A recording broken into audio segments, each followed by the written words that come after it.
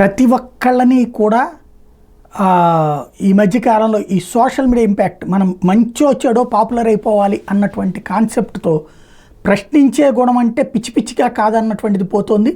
తలతెక్కగా వ్యవహరిస్తున్నటువంటి అంశానికి సజీవ సాక్ష్యం ఇది. బెంగళూరు విధాన సౌధ ముందు ద్విచక్ర వాహనంతో బుధవారం వచ్చిన యువకుడు ఒక్కసారిగా తన వాహనాన్ని నిప్పుపెట్టాడు. చిత్రదుర్గ జిల్లా చెల్లకెరకు చెందిన పృథ్వీరాజ్ ట్రెక్కింగ్కి వెళ్తుంటాడు. ఇటీవల ట్రెక్కింగ్కి వెళ్ళిన సందర్భంలో తప్పిపోయాడు. అతడి తల్లి పోలీస్ స్టేషన్కి వెళ్ళి కంప్లైంట్ ఇచ్చింది. పోలీసులు ఫిర్యాదు స్వీకరించలేదు.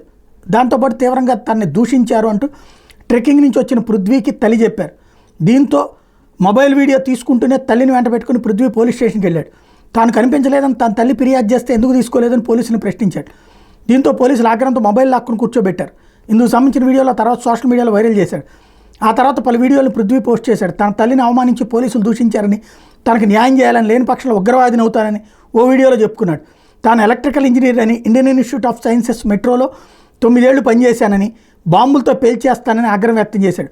మరో వీడియోలో విధాన సౌధని పేల్చేస్తానని చెప్పుకున్నాడు. ఇంతలో బుధవారం ఒక్కసారి విధాన సౌధ ముందుకు వచ్చి ద్విచక్ర వాహనాన్ని నిప్పుపెట్టాడు. కాసేపటికి వాహనం పూర్తిగా కాలిపోయింది. విధాన సౌధ పోలీసులు రంగంలోకి దిగి పృథ్వీని అదుపులో తీసుకున్నారు. ఇలాంటి తలతెక్కల యాదవులు రాబోయేటటువంటి రోజుల్లో చాలా ప్రమాదకరంగా తయారు కాబోతున్నారు సొసైటీకి.